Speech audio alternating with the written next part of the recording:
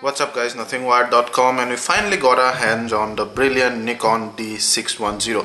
Now this is not exactly a new camera, meaning you will see it was imported in October 2013. However, it's one of the most important camera in Nikon's portfolio, so we had to review it. Yeah, so there, we only have the body here, and this it's fairly compact. You can see for a full frame body camera, and there are some of the content that should come in the box, and then you have the MRP here 129,950, but then on Amazon.in you'll get it for about 1,19,000 Indian rupees. There is the date of import October 2013. On Amazon.com it's about $1,800 odd. Yeah. So that's we've already opened the box and everything, but we're gonna show you what are the content anyway. So here you get the View NX2 CD, your warranty card, your service center details, and the manual, and then that's the camera body. We'll come back to it in a bit. You get the usual Nikon strap there, and then your battery wall adapter with the power cord. Yeah. Then you have your 1900 mAh EN EL15 battery. Then you have your USB cable for data transfer, and then we have the Nikon D610 body here. You see that's the front cap. There's a big sensor out there. So what we'll do is we'll first remove all the content here to the side, and we'll come back to the camera just a bit. There you see, let this go away here. Yep. And there you see, that's the camera we have. Yeah. So the first thing you would notice that being a full frame camera, it's actually quite compact. Now if you have seen the D800 or the D700 for that matter, they are much larger than the D610 here. Now this is a minor upgrade of last year's D600 with only 3 or 4 improved feature, and many suspect that Nikon brought out this new model mainly to counter the oil on the sensor problem of the D600. So this definitely looks almost identical to the D600. Now forget D600, it looks almost similar to most of Nikon's latest premium DSLR models. But then to the model that it's most strikingly matched is the D7100. Even the button layouts and everything you would see are almost identical to the D7100, of course apart from the D600. Yeah. So this is kind of like even D600 was there. It's kind of like a full frame in a DX body, the D610. Now the body has a magnesium alloy, the inner housing, and then on top you have a very high class polycarbonate most of the places, and then you have some metal here and there, they see, or on the eyelets here, and then stuff. It also has a weather sealing body, so you don't have to worry under rain and stuff, but then do not of course dip it in water for too long, because it's not totally waterproof and water will eventually seep in, but it's kind of has a weather sealing body, so your under rain photographic should not be interrupted. So let's check out the buttons and controls first. So on the front, once you open the front cap, there you see that's the mirror, and inside hides a 24.3 MP full frame camera and FX mode. It also supports a DX mode, that's an APS-C cropped version, in a maximum resolution of 10.5 MP. You have the autofocus motors front end here, and then you have the FN button, and then your depth of field preview button. You have your autofocus assist lamp, very prominent red mark there. Then you have your aperture dial or the front dial, then your flash trigger button, bracketing button, your lens, like the lens mark here, lens release button, and then your autofocus and manual switch buttons there. You can switch to autofocus and manual because this camera has an autofocus motor, so this will also work with the older Nikon and third-party lenses that do not have a built-in autofocus motor. It also has the autofocus mode switch here. That's the front. Then on top you have your shutter release button, and then the power button, your exposure compensation scale, then your video recording button, your metering button here, then the LCD view, eyelets for your lanyard dangling here. You have your built-in flash here, accessory hot shoe, and then your exposure mode dial and the lock switch, just like the D7100. And then your drive mode below, and that's the lock switch for the drive mode. On this side you have your headphone jack plus out for your external mic, good thing. Then you have your mini USB 2.0 port and your HDMI out, and then that's like for your extension of GPS, or even you can use it for an extra optional Wi-Fi module. This way you have double SD card slot. Now, unlike the D800, which has one SD card and one CF slot, you do not have a compact flash card slot here. Like the D7100 you have, or the D7000, you have two SD card slots out here.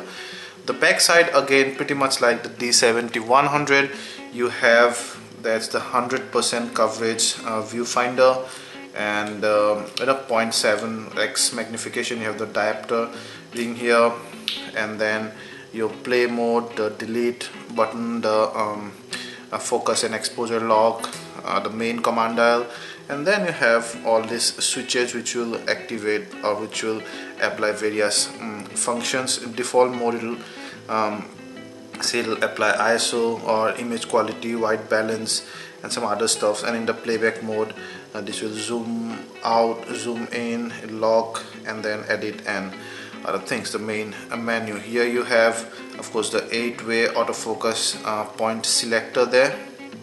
You can also lock it with this. Now it's in unlock mode, and then you have your live view mode. So you have to press this, and then this one will take live view image, and this one will this one will bring it to the video mode. Your info, and then the speakers. You have your mic here somewhere. Anyway, so below you have your contact points here, and then your tripod mount and space for the battery. So that's about all the controls, and everything looks almost identical to the D7100 and obviously to the D600, because this is a minor upgrade to this D6100. It has mainly 4 improvement over the D600. The 610 has an improved shutter system, mainly to counter the oil on the sensor problem. Now this improved shutter system has an improved FPS, that's the burst mode. So the D600 has a 5.5 FPS, this one has 6 FPS, and in DX mode it goes up to 7 FPS. So that's number 2. Number 3, this guy has a quite continuous mode. There you see, you have this QC, which is quite continuous mode, in which it will start shooting picture at 3 FPS but in a quiet mode. So that will be really useful while shooting sensitive subjects like wildlife or something.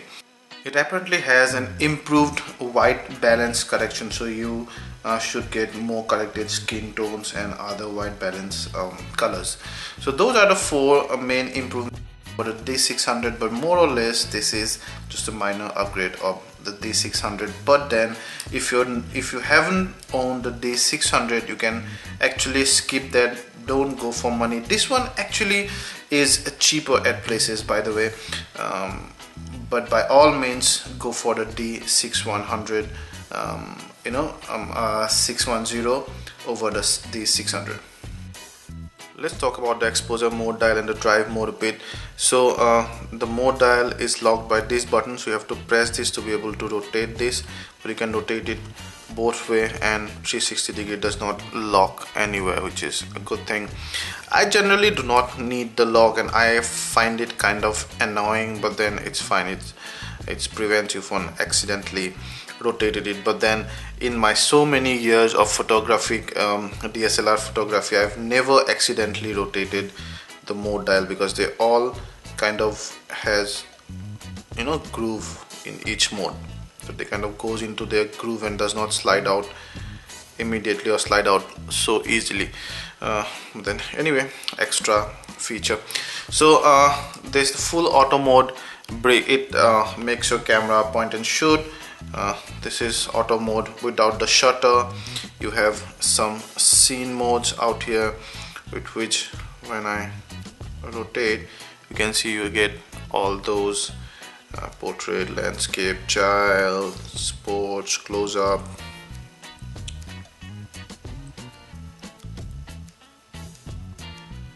And I almost never shoot in scenes. I generally like to take things in my own hand. You have two custom user settings, so you can have your own two favorite settings set here, so that you do not have to go to these preloaded settings and then change the settings to your own custom setting. You can save your own custom setting. So this is very, very convenient, and this is not on the D800 to my surprise. I don't know why, but it's a very good thing that it is on the D610.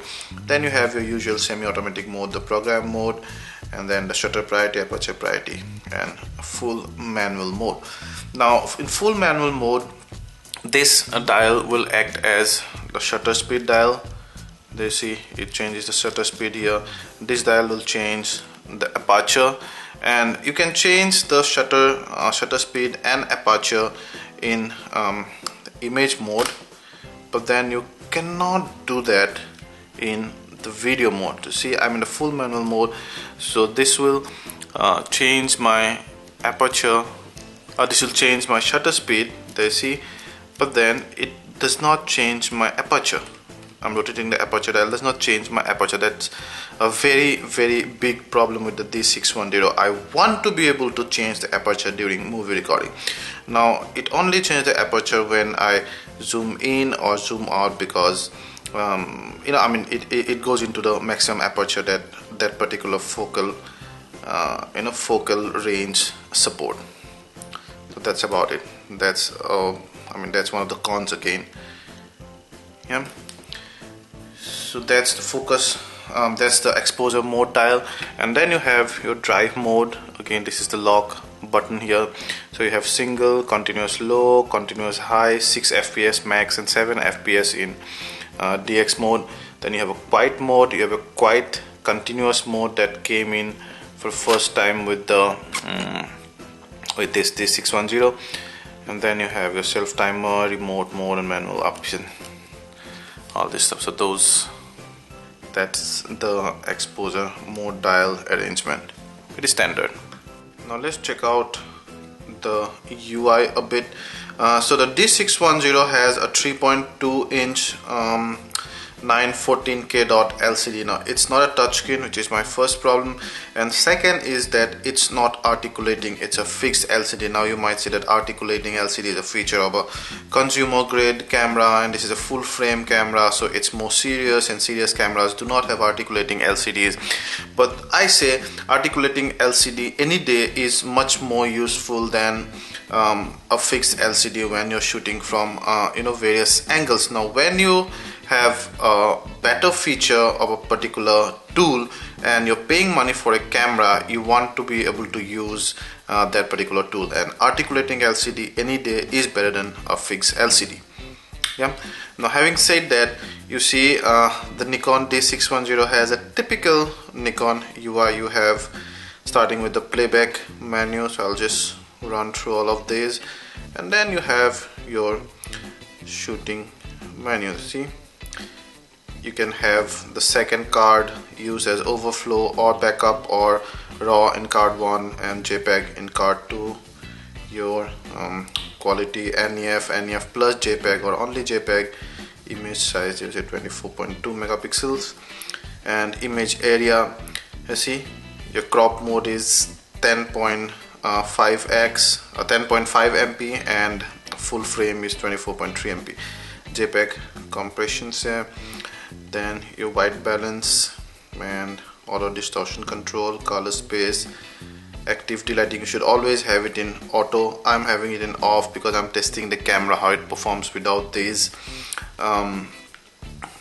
without these features. But then Nikon's active delighting or the dynamic range is exceptional. You should always have this in auto. HDR, now I have one of the problems here. It only shoots at a maximum of 3 different exposure. I would have liked 5 different exposures, for the price I'm paying for this camera.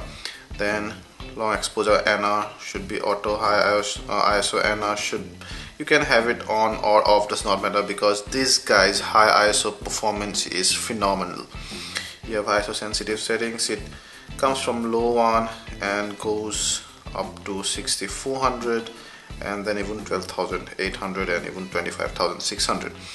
Yeah, then remote control mode and interval time shooting, time lapse, movie shooting. Max goes is full HD 30 FPS.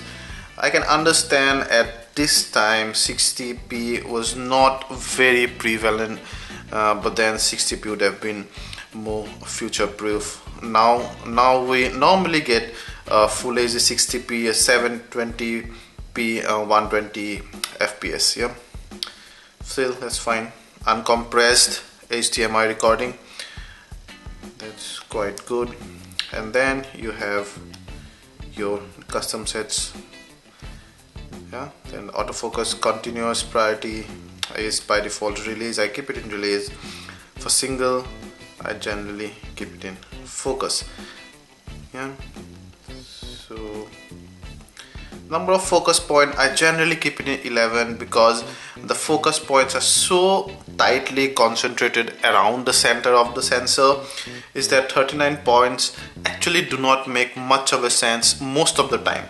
But then at times when you're focusing on really tiny objects, like let's say for example 1 or 2 of the eyelashes, then you can use a 30-point autofocus system. But otherwise 11 point is quite good enough, and it's not so confusing. It's easier to lock focus. Yeah, and then some other usual stuffs. Yeah, you see continuous low mode,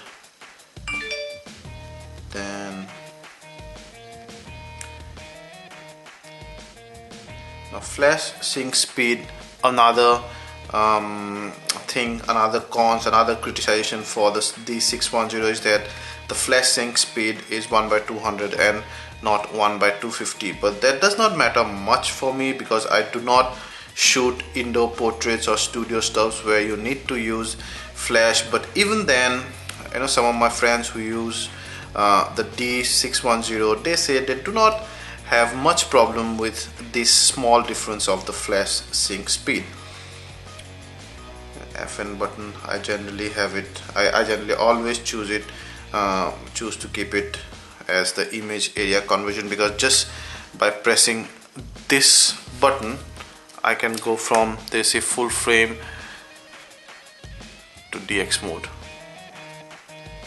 to full frame to DX mode, full frame to DX mode. It's extremely convenient.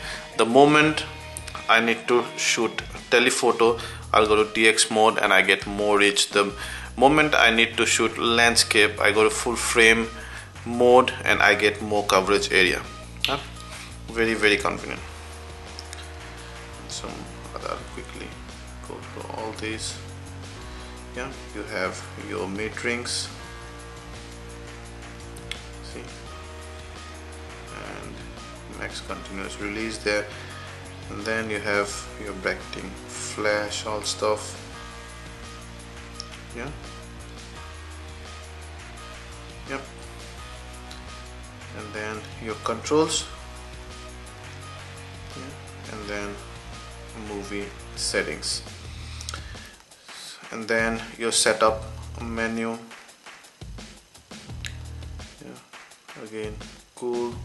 And then your retouch menu. I almost never use the retouch menu on my camera. I use a retouch menu on my phones because I can send them at the same time, but I don't see any reason for retouching it on the camera when I cannot share it instantly. I anyway need to take it to my PC, you know, so I would rather do all the retouching in my PC. Now that takes me to another pain point that I have with the D610. I expected it to have at least a built-in Wi-Fi. Now you can use an optional Wi-Fi module, but that's another, again, 69 or 70 US dollars. A built-in Wi-Fi is again pretty standard feature in cameras since last year, since the beginning of the last year. So I at least expected built-in Wi-Fi, with the help of which I could have instantly shared my pictures or videos with my phones and or with my PC, whatever. So those are the UI, pretty standard Nikon UI. Then you have those playback mode. In playback mode, you know, this will zoom in, this will kind of zoom out, and then this will lock, and then this will take you to the retouch menu. Yeah, and then you have your info. Yeah, and then you can toggle this, all those stuffs, pretty usual things. Yeah, the stills we've clicked with the Nikon D610 have incredible amount of detail, and they are remarkably sharp, both under inner flight as well as under low light, even up to ISO 6400, thanks to the full frame mainly. Now the stills have the perfect amount of saturation and hue. They are not overdone anywhere, and the dynamic range is also quite amazing. Now Nikon is always known for a very good dynamic range, and the Nikon D610 is no different. A lot of people say that Nikon 610 uses the same sensor as the D7100, but that's not true. It's the same family of sensor, but then D7100 UX uses the DX version of the sensor, and the D610 uses the FX version of the sensor. Of course, the D610 uses the same autofocus points as the D7000, and they are more like concentrated towards the center because of the full frame size of the sensor. And so it's not quite the ideal camera for action or wildlife or fast moving subject, but then for a landscape or portrait, it's an incredibly sharp camera, and probably the best camera in image quality under 1 lakhs, which is a full frame. Now when we compare it to the Canon 6D, the images are much sharper. Talking about video, the videos are very good as well. No fuzziness and no discoloration at any part of the frame. But then under low light, if you go upwards of ISO 6400 or even over that, then it shows noise. It shows noise even on the stills, but then that's even better than someone like the Sony Alpha 7, which is about the same price point. Now the interesting thing is that the sensor on the D800 is also made by Sony, and the Sony Alpha 7 is a full frame camera that's also obviously Sony's. Now when Sony make this sensor, Sony says they are different, and maybe it shows because the D610, which is also made by Sony, the sensor D610 shows relatively less grains at high ISO, going over upwards of ISO 6400 and above.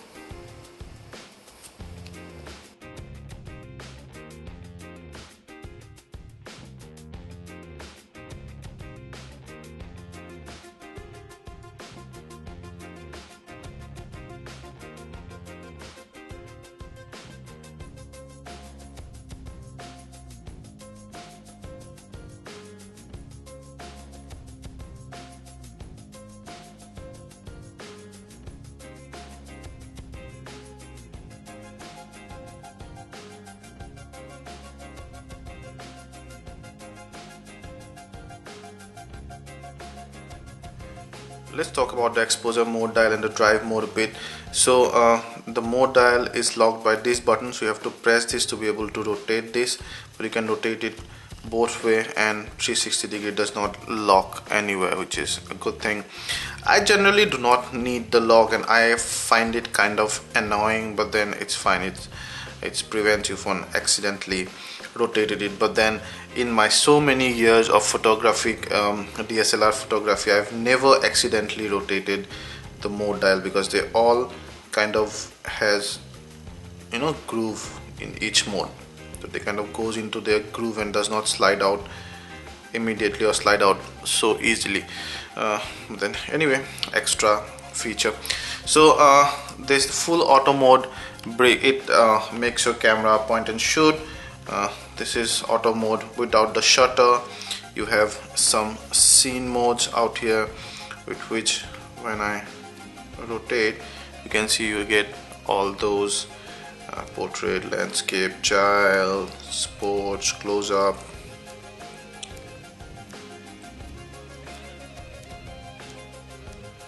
And I almost never shoot in scenes. I generally like to take things in my own hand.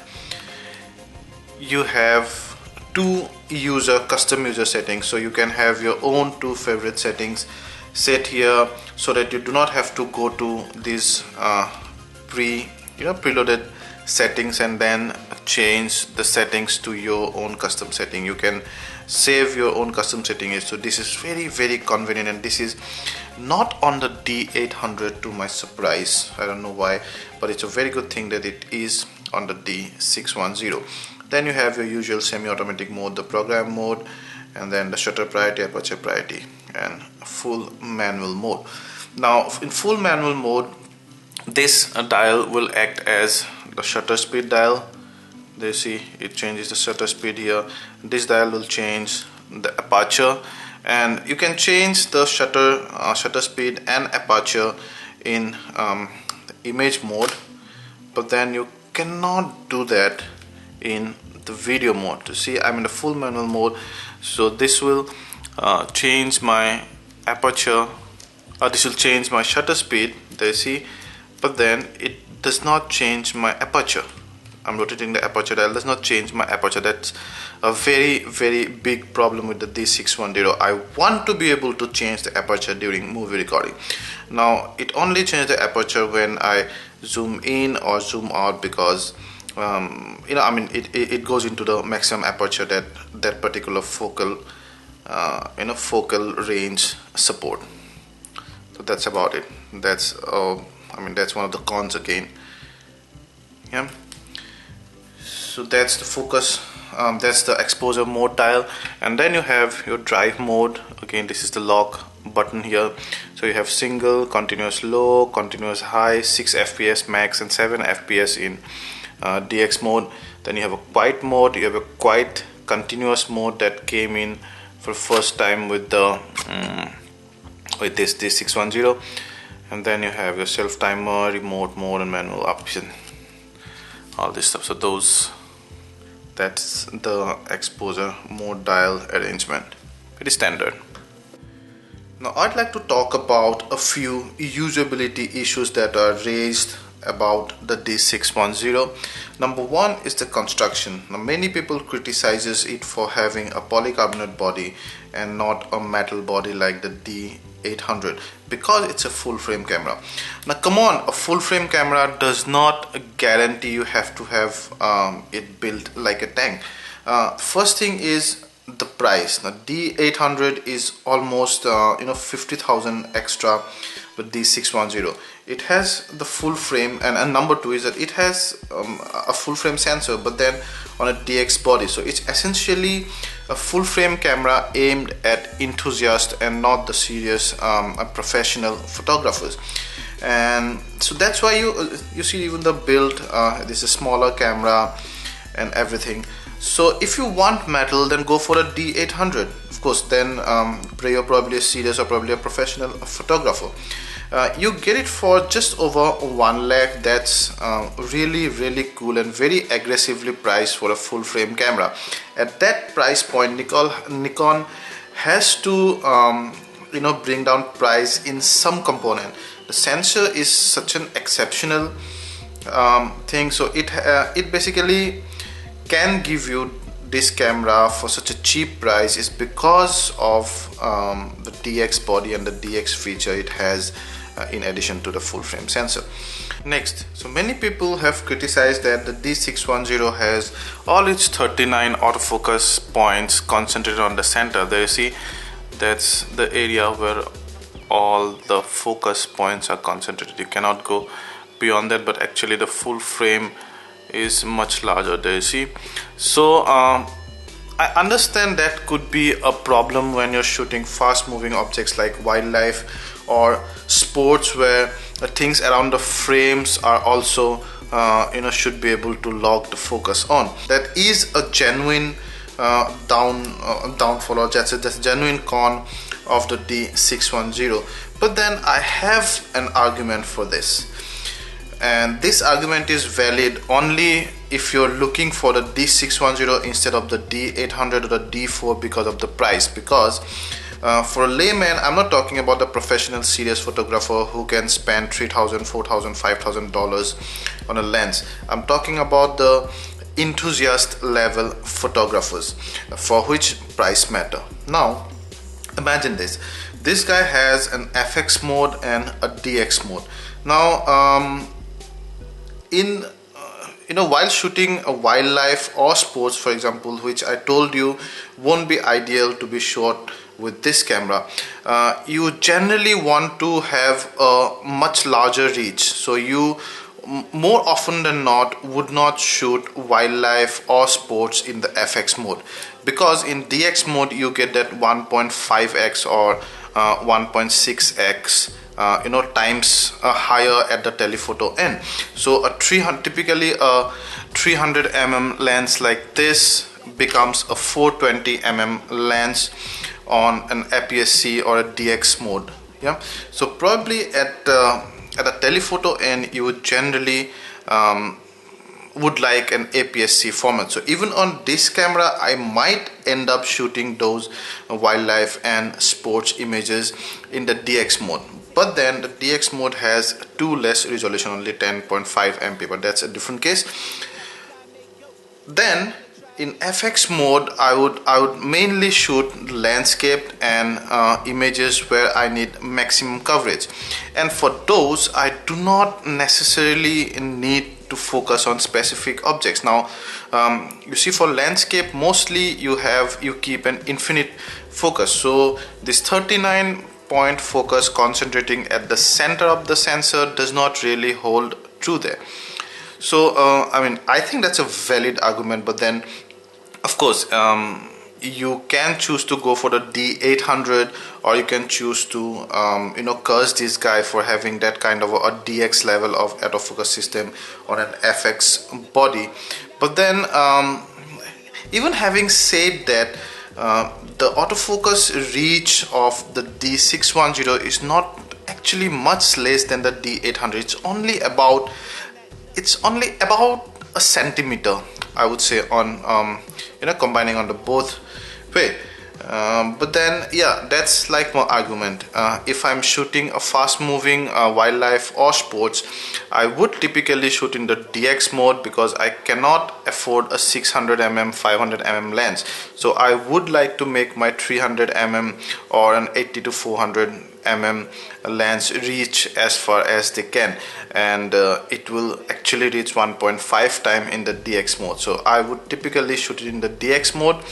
So that's for that I have the D7-100, and then in FX mode I necessarily do not need those autofocus point much. So but even after that, I seriously wished they had a D800 level of autofocus points, 51 autofocus points on this. When they can have it on D7100, they could have had it on the D610, but then I guess that's how they differentiate the product line. You can't help it. Whew. So now the most important part, the verdict, whether you should get the D610 or not.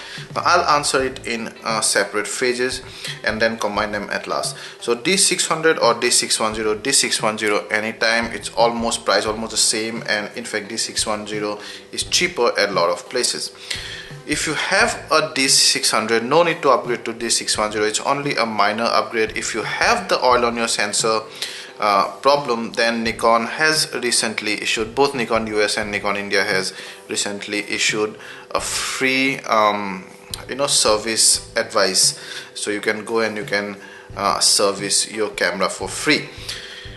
Now at this price point we have two more full frames essentially, the Sony Alpha A7, which is a full frame mirrorless camera, and then Canon's 6D. These are the major names. Now this guy is any day better than the Canon 6D, mainly because the Canon 6D has less autofocus points. It has only one cross type point, whether this guy has 9 cross type point. The 6D does not have a built-in flash, and the 6D also 6D has slightly better video quality than this, but then apart from that, in most of the features, and even in image quality, image sharpness and dynamic range, this guy wins hands down. The Sony Alpha A7 is a really good competitor here because the A7 uses almost the same sensor. Remember, Nikon D610 sensor is actually made by Sony. Now I asked Sony during the launch of the A7 whether they use the same sensor on the A7, and Sony denied that. However, I suspect when it's made by the same manufacturer, it has to have some similar components. The A7 is very good in terms of the image sharpness and everything compared to the D610, but then it's the high ISO where the D610 really excels. Beyond 3200, D610 wins hands down. Apart from that, there's another very interesting comparison, whether the D7100 APS-C sensor or the D610 in crop mode or the D800 in crop mode. Now note that the D7100 which is by default the crop mode APS-C mode, gives you 24 megapixel. This one gives you 10.5 megapixel, and the D800 gives you 15 megapixel. Now considering you don't have money to buy the D800, I just suspect 10.5 MP is a little too low a resolution for an APS-C sensor. An APS-C sensor, the optimum resolution is around